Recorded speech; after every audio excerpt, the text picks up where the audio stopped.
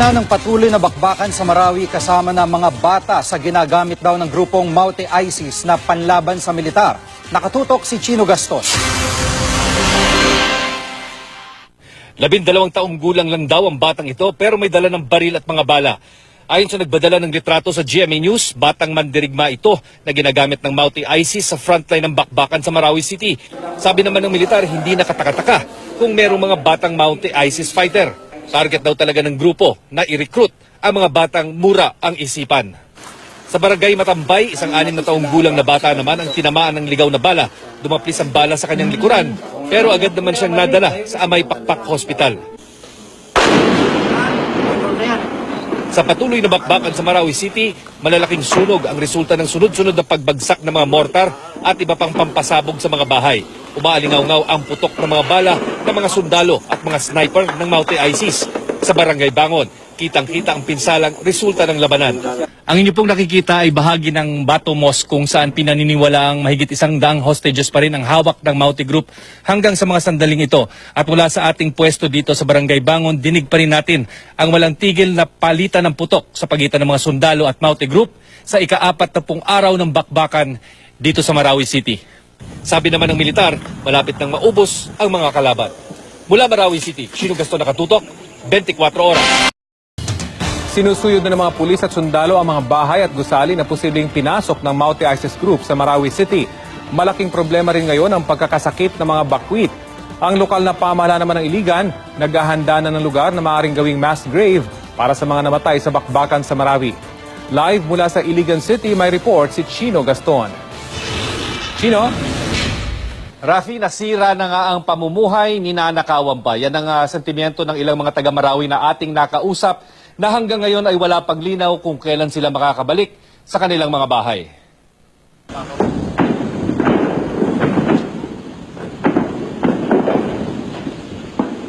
Sa ika-39 na araw ng giyera sa Marawi City, wala pa rin katiyakan kung kailan matatapos ang bakbakan.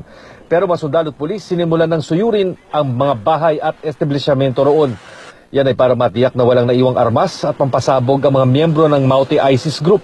Kapag siguradong malinis na, pinipinturahan nila ang bahay ng malaking X at salitang clear. Pinapadla kaagad ang gate at pintuan kapag naroon ang may-ari. Mas magandang mga pulis at takagugit. Pero hindi lahat swerte. Tulad ni Jolly at kanyang mga kaanak, nilooban daw ang kanilang car accessory shop malapit sa Kapitolyo. Ang mga natitirang paninda, dinala na nila sa Iligan City para hindi maubos ang kanilang naipundar. Last week po sir, pumunta kami dito, nakabukas po siya. Nakabukas? Tanggalan ng mga kandado. O anong mga nawala? Hindi pa namin sir ma-sure kung ano yung mga nawala. Ang problema sa looting o nakawan, mahirap malaman. Sa ngayon, mga sundalo at pulis ang nagbabantay kapag gabi. PNP and the AFP are very much willing to help out in terms of investigating a possible looting. We cannot jump into conclusion without really verifying the veracity of their complaint. Kasi nga sir, wala pa pong lumalapit. Bukod sa nakawan, malaking problema rin ang kondisyon ng halos 300,000 bakwit. 8 bata na ang namatay dahil sa diarrhea at marami pa rin ang apektado ng skin at respiratory diseases. Bukod pa riyan ang mahigit 2,000 evacuees na natroma sa gyera. Namamroblema rin ang lokal na pamahalaan ng lungsod ng Iligan. Inaasahan daw kasi nila ang pagdating doon ng mas marami pang bangkay mula sa Marawi City. Kaya naman nakikipag-ugnayan na raw sila sa DSWD at DILG para pondohan ang maayos na pagpapalibing sa mga bangkay. Pero naubos na yung budget, wala na tayong magawa, hahanap na yung ibang paraan. Hanggang kaya pa ng budget ng Iligan ay ililibing nila ang inihahatid sa Iligan. Sakaling walang tumubos sa mga bangkay mula sa Marawi, may inilaang 1 ektaryeng lupa ang lokal na pamahalaan na pwedeng gawing mass grave o libingan ng mga biktima ng gyera. Rafi, sa ika-39 na araw ng bakbakan sa Marawi City, hindi pa rin natin nakikita ang anumang palatandaan kung kailan ito matatapos, kung saan batay sa huling mga figures na inilalabas o datos ng militar ay 82 sundalo na at 44 na sibilyan ang namamatay. Rafi. Chino, gaano kalaki na yung area na na-clear ng mga sundalo at pulis? At papayagan na ba yung mga civilian na bumalik doon sa mga cleared areas, Chino? Alam mo, Rafi, yung critical area pa rin, yung patawid, no, yung Central Marawi, kung saan kailangan kang tumawid muna dito sa tatlong tulay. So yun yung Central Marawi, hindi pa yan cleared sa ngayon, no, dahil nakikita nga natin, even without yung datos o yung impormasyon mula sa militar, nakikita natin na dyan talaga yung sentro ng bakbakan pa rin hanggang sa mga sandaling ito. Sa ating pagtataya, yung mga areas na bago yung makarating nitong tatlong tulay ay cleared na sa ngayon. No? Ngunit hindi pa ito napapasok masyado ng mga rescue groups o yung mga nagre-recover ng bangkay mula sa provincial government dahil nariyan pa talaga yung panganib ng mga ligaw na bala, yung wayward na mga mortar na maaring bumagsak kapag nalingat lang o di kaya nagkamali yung pag-sight ng kalaban o di kaya ng militar. Kung kaya't sa ngayon, yung mga residente ay hindi pa rin pinapayagang makapasok dyan, maging doon sa mga unang lugar no, kung saan nangyari yung bakbakan. Narito ka nung ilang araw no, mula nung simula yung bakbakan, Rafi, at alam mo yung mga cleared na lugar sa palibot ng Kapitolyo ay hanggang ngayon, kahit na wala na nga putukan dyan at todo gwardyado na ng ating mga security forces, ay hindi pa rin pinababalik yung sibilyan. Bagamat tuwing may clearing operations, kapag pinapasok yung mga bahay, pinapayagan yung mga sibilyan na ipadlock ang kanilang mga bahay o di kaya ang kanilang mga tindahan para ito na, no, maiwasan o mapigilan ng anumang pagtatangkang pagnakawan sila. Chino, observation lang kasi yung mga naipakita bang mga video, familiar nga tayo diyan, ano? Dahil yung mga establishmentong yung mga yan ay nakalak na noong mga first 2 weeks pa lamang nung bakbakan dahil iniwan ng mga may-ari yan na nakalak. So ibig sabihin, after nung 2-3 weeks na umalis tayo diyan ay may mga nakapasok at nag-loot. So ngayon ay pinapadlock ulit nila. Ganun ba yung nangyayari diyan, Chino?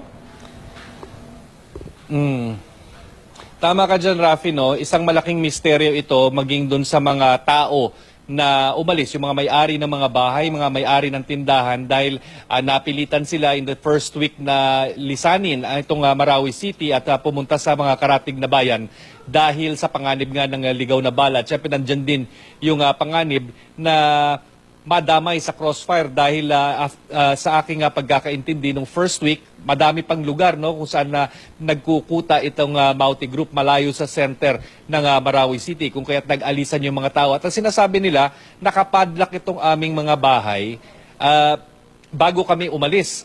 Kung kaya't nakakapagtaka daw na pagbalik nila, sira na yung mga padlock at may nawawala ng mga bagay-bagay, no? Bagamat hindi pa sila nakakapagpakita ng ebidensya sa ngayon, whether through CCTV or mga pictures o ano mga ebidensyang kanilang hawak na totoo ngang nawalan sila ng mga gamit. Pero mabanggit ko lang, Rafi, no, may nakausap tayo kaninang ilang mga residente kung saan kinikwento talaga nila na nakita daw nila. Hindi na natin munang banggitin no, para sa in the spirit of fairness, pero ilang mga security forces ang nagbubulsa di umano ng mga alahas mula sa isang malaking bahay dyan sa Marawi City. At Chino, mapunta naman tayo dun sa bilang ng mga casualties. Naipaliwanag na ba ng AFP o ng pamunuan dyan sa Marawi kung ano nangyari doon sa jump sa casualty ng mga sundalo at pulis? Kasi I understand the past few days, 70 plus lamang yung namatay. Pero ngayon ay 82 na sa panig ng gobyerno. Kailan at ano yung consequence ng insidente kung saan may namatay na medyo marami-rami the past few days or few hours sa Chino? Yeah. Tama ka dyan, Rafi, no? Yung pag-compare natin sa datos nitong mga nakarang araw kumpara dun sa datos na inilabas ngayon ng pamunuan ng Sandatahang Lakas dyan sa Campo Aguinaldo, ay 82 na itong sinasabing namatay ng mga security forces. Walang paliwanag sa ngayon kung ito ba'y isang incident lamang na pagkamatay, isang operation kung saan sa isang iglap ay 10 na kaagad ang namatay sa ating mga kasundaluhan. So, hindi malinaw sa ngayon yan. Pero yung nilalabas nga na figure ay medyo malaki yung talo, no? 10 soldiers kaagad o ating mga sundalo ang namatay mula dun sa last figure na inilabas nila 1 week ago. No? So, walang official na paliwanag ito, Rafi, sa mga sandaling ito mula dito sa Joint Task Force Marawi. Okay, maraming salamat at ingat pa rin kayo dyan, Chino Gaston.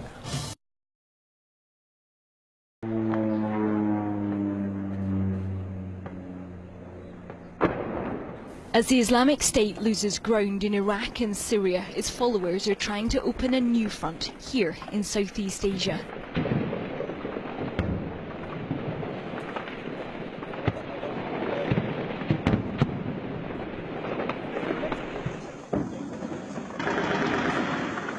Five weeks ago, militants loyal to IS seized control of this city.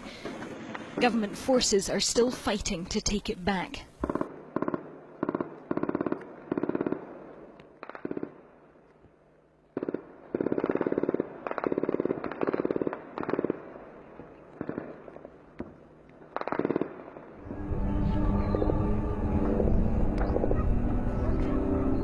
Over 4 days in Marawi, we watched airstrike after airstrike.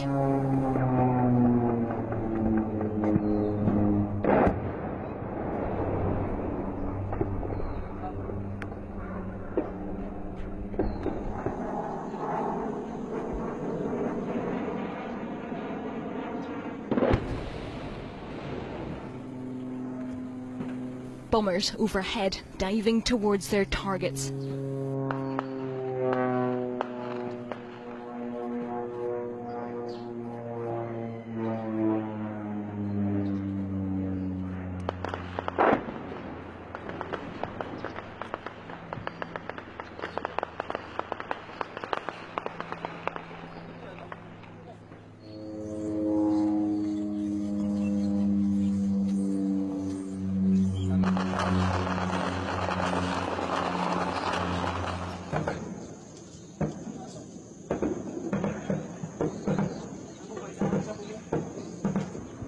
They've been living through this here every day for more than a month now.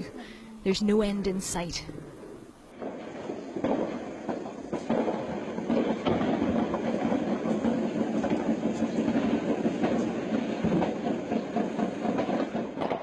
We're pretty close to the front line here. The fighting is intense and it is sustained. It has been going on like this now for several hours. You can see the minarets of the mosque over there, which is where they think these militants are basing themselves. And this is part of the problem for the Philippines military. They train to fight these rebels in jungle conditions, but this is now close quarters urban warfare. They are fighting here now street to street, at times house to house.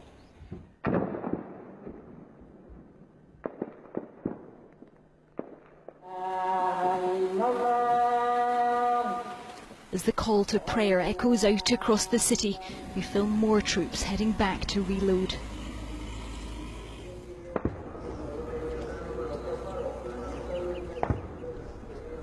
Through the gunfire, you can hear loudspeakers broadcasting constantly, urging the rebels to surrender.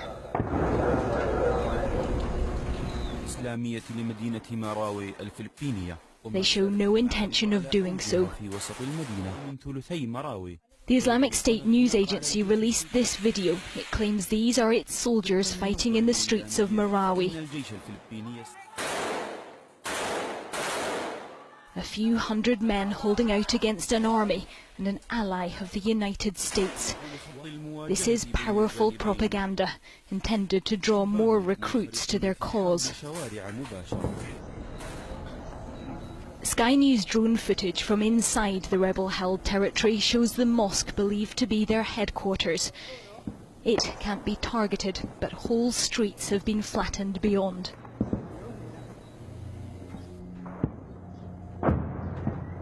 What was the commercial heart of Marawi, now a city of rubble and flames. Hundreds of civilians are still thought to be trapped and hiding here.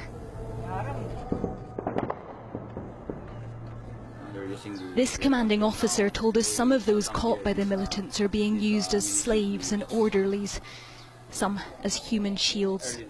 And you believe some of them are being dressed up by the militants? Those hostages are being dressed. We have some visuals of this one, that they are being dressed with a black robe.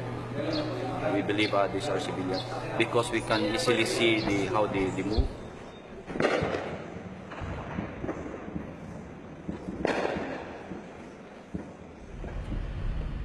We're trying to reach a family we've heard is still in touch with relatives inside.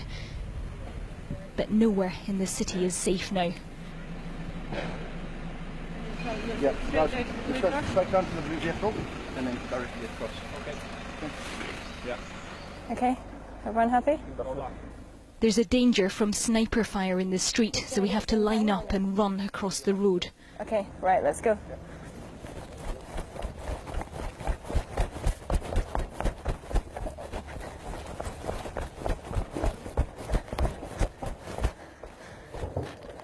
As we reach the door, a bullet lands less than a metre from our team.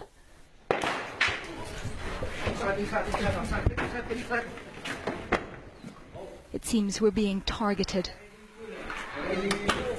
Every day, team sniper, bullets, because we don't know what is the purpose of this multi groups or ISIS group, and that is why till now we feel nervous, traumas, especially the children. We'd planned to stay inside until the sniper threat passed, but then a fire starts. The only way out is back the way we've come. Okay, he's there. You ready? All right. Yeah. All right. So, Becky, you're going to go first because you need to get into the back of the vehicle. Go. I'll go in second. Okay, go.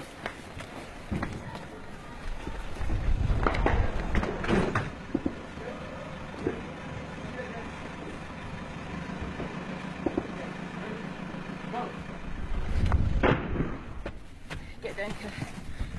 Okay. Get in. Close the door. Go. Go, boy, go. Stay down.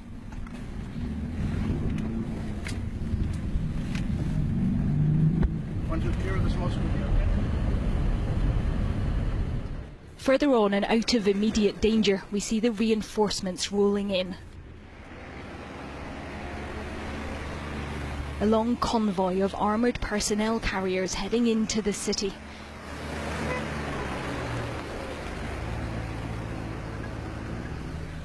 More soldiers packed onto trucks. Graffiti marks the route the militants took.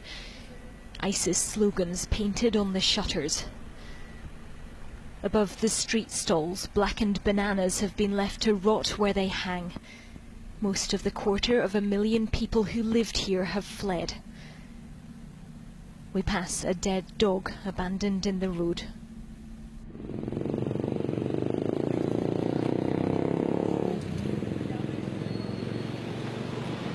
They've set up checkpoints at every entrance to the city to search for men and ammunition trying to get in and any fighters trying to escape. And the last is, the younger Maute. So these are the Maute brothers, the leaders of this group. They are the founder who found the Maute group. The attack was led by two groups, the Maute, led by brothers Omar and Abdullah, and Isnilon Hapalon, one of the FBI's most wanted terrorists. Seen here is said to be planning the attack with Abdullah Maute. Both groups have pledged their allegiance to the Islamic State. This region, with its poverty, lawlessness and the legacy of decades of conflict, is fertile ground for would-be new militants. This man's nephew was killed in Marawi fighting for the Maute. He says there are many more like him. Actually, sa Cotabato, mismo sa area namin is siguro ang pinakamababa 10. Mismo sa barangay namin. Actually, marami nang namatay sa itong nangyari diyan. Marami siyang na-convince na babae. Babaeng mga bata, lalaki, babae, na mga bata. In this video last June, IS called for those who could not reach Syria to head for the Philippines instead. A number of foreign fighters have already been found amongst the dead.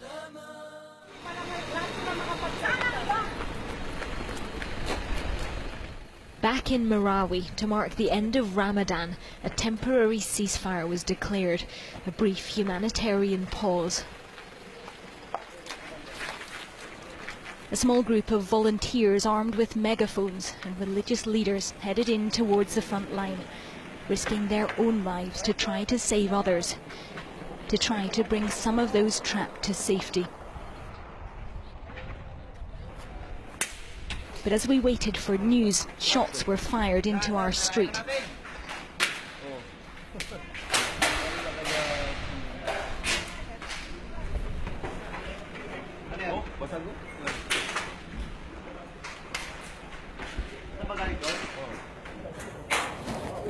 This is meant to be a ceasefire. There are negotiators in there right now trying to get permission to bring these civilians out.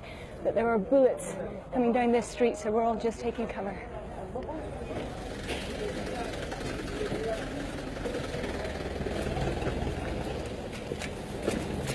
Yeah.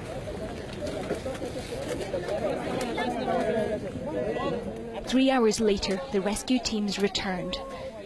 In the arms of one of the soldiers, a 14-month-old baby girl. Her bewildered family huddled in the back. They'd been hiding in a basement for 33 days.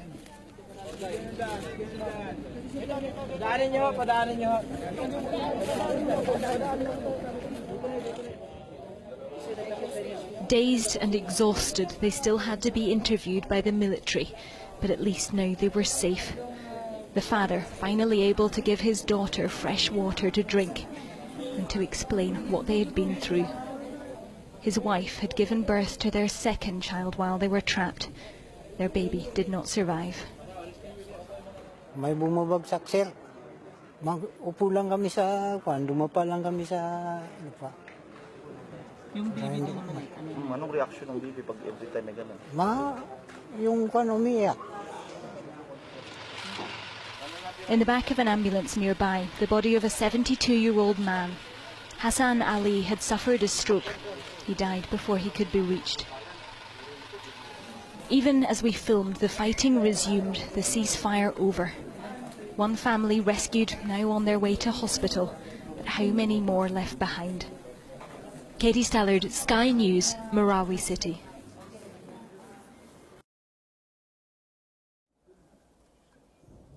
Well, hello and welcome to our live position in Marawi City, where we are overlooking the front line down there. You can see a pretty intense battle taking place behind the old mosque.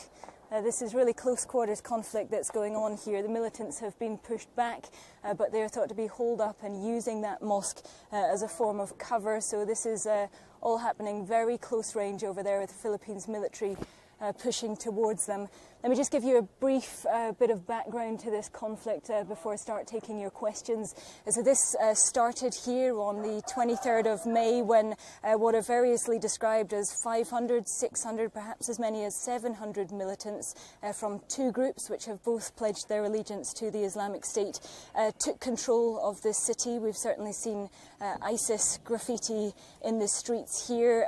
They declared that this would be part of their caliphate and a new front for the Islamic State. The Philippines military has responded, and if I step out the shot, we can just continue to show you the live pictures of what is happening here. They are responding with airstrikes, ground forces. We're hearing intense fighting here day after day, but they are a long way, as you can hear, from being fully back in control of this situation. So let me take your first question now. So Rich is asking, why are Islamic State militants fighting in the Philippines? This specific region, in fact this island, Mindanao, has a long history of conflict. There has been decades of insurgency here. It's particularly troubled by poverty, the degree of lawlessness. There's also a very high proportion of firearms, of weaponry here. So this is pretty fertile recruiting ground for these extremist groups. And the two groups that are fighting here, the Maute and the Abu Sayyaf group, they have split away from the more mainstream Muslim groups which are negotiating a peace deal with the government. They are pledging their future to the Islamic State, and that is why they are attacking here. That is thunder you're hearing overhead on top of all of this. I think the bigger danger is the longer this goes on, the more this may draw more foreign fighters to this cause. We know there are already a number of foreign militants who have been found fighting here, and this is a pretty powerful advertising message, if you like, for the Islamic State. They have already asked followers who cannot reach Syria specifically to head here to the Philippines and try to open a new front. So the second question, how long has the conflict going on for? And perhaps I'll also take the next question of how did the conflict start? So we're into the 5th week of this. This started on May the 23rd. So this is now into the 2nd month of government forces here trying to take back full control of this city. It actually started with a raid intended to catch the leader of one of these groups, Isnilan Hapilon. He is one of the FBI's most wanted terrorists. Government forces got word that he was in this city convalescing from an injury, so they moved in a raid to try to capture him, but were met by much greater numbers of militants than they had expected, very well armed men who immediately launched this assault on the city. It is thought that by doing that, by going on May 23rd, they may have circumvented a bigger plan here. We've seen video footage of these militants planning a bigger attack on this city, which was due to start on May the 26th. So by going in on May the 23rd, perhaps they have cut some of those plans short, but you can still hear there are clearly very well armed and very determined militants holding out here. How intense has the conflict been? It's been pretty intense. We have been here for almost a week now, and this is what you are hearing and seeing here day after day. We are seeing airstrikes from a variety of military aircraft. They started again this morning here at 3 a.m. There were more strikes at 7 a.m., more in the early afternoon. So we're watching heavy ordnance being dropped from overhead on this city. We can also hear heavy caliber machine gun fire. They're using recoilless rifles. There are armoured personnel carriers, which incidentally have been reinforced by their crews with wooden planks to try to protect them against some of the armour-piercing weaponry that these militants have. So the Philippine side certainly are throwing a lot of resources at this, both from the air and on the ground, but the fight very much continues.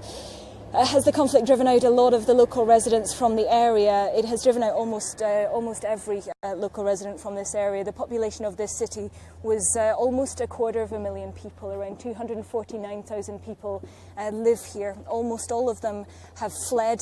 We've certainly spoken to a number of them who are now staying in emergency shelters in these evacuation centres close to here, living in very difficult conditions, very basic sanitation and real concerns about the humanitarian situation here. But there are also thought to be perhaps as many as 500 civilians still trapped over there. We saw a family being brought out here at the weekend who had been hiding in a basement for 33 days. They were brought out with a 14-month-old girl. 3 generations of the same family had been hiding down there through this. They told us they could hear the airstrikes, that every time the bombs fell they would fall to the floor, that the baby would cry. They have been rescued, but there are thought to be several hundred more people who are trapped over there, and a number of whom we are told are being used by the Islamic State as orderlies, as slaves and as human shields. The military say that they can see some of these civilians being dressed up in black robes made to walk out into the line of fire. So that is obviously making the military assault here much more difficult, because they know there are still a number of trapped civilians in there under this. The IS militants fighting in the Philippines local, or have they travelled from elsewhere? Certainly there are a number of local from the Maute group, which is headquartered here and which will have knowledge of the bomb shelters, the tunnel networks, the local access in and out of this city. The Abu Sayyaf group is headquartered further away, but will also have fighters from the southern Philippines here. But I think the real concern for the region is that this will be attracting foreign fighters. We know they have recovered the bodies of fighters from Indonesia, from Malaysia. There was the body of a Chechen, of a Yemen fighter. And as I say, the longer this goes on, the more powerful propaganda this offers of several hundred militants holding out against what is an army and an ally of the United States, the greater the danger that this is going to attract more foreign fighters to this cause. I think we're out of time, as I'm sure you can understand. We're in quite an exposed position on the roof here. There's a lot of fire quite close to us, and there have been stray bullets here. So I think for the safety of our whole team here, we will wrap up now and just leave you with these final images of the battle for Marawi City.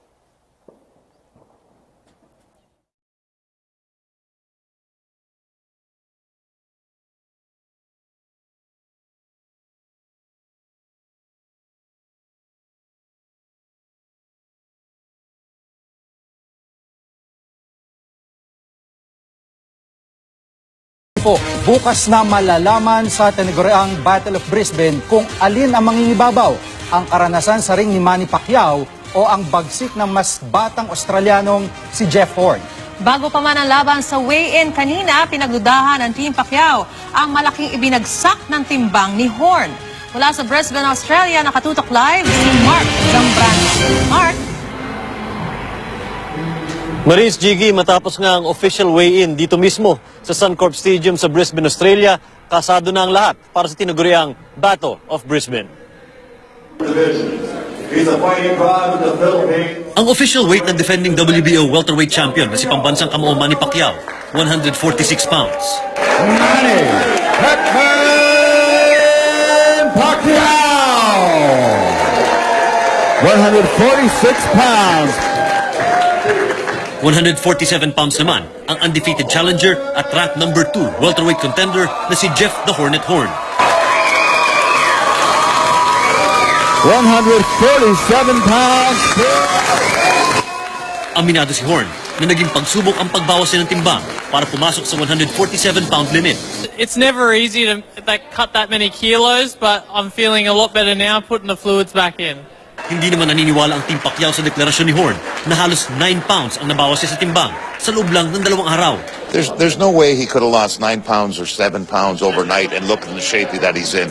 He'd be in the hospital right now getting pumped back up with liquids. Sabi ng kampo ni Horn, nag-closed-door training si Horn kagabi para magbawas ng timbang. Last night when we finished, because he said to me before the workout, I said, what weight were you? And he said 70.9 before I come here. I went, 70.9, okay. But when we were finished, we'd done our rounds, and then he went back and he had a hot shower. He texted through to his dad and said, I'm 69.2 now. I went, that's a lot better. Mas bata ng halos 10 taon si Horn kaysa kay Pacquiao, pero makakasagupa niya ang malawak na karanasan sa ring ni Pacman. Lamang din ng Australiano sa tangkad at sa abot ng suntok o reach. Pagdating sa boxing record, undefeated si Horn, pero kumpara sa 16 niyang panalo, veterano namang maituturing si Pacquiao na may 50. Dapat ding abangan bukas kung matutuklaw ng kaliwa ni Pacman ang kalabang mas ginagamit ang kanang kamao. Tingin ng Hall of Fame boxing commentator na si Colonel Bob Sheridan, siguradong may matutulog sa lona bukas. Someone's gonna get knocked out. Jeff is a big puncher. Manny is one of the greatest fighters of all time.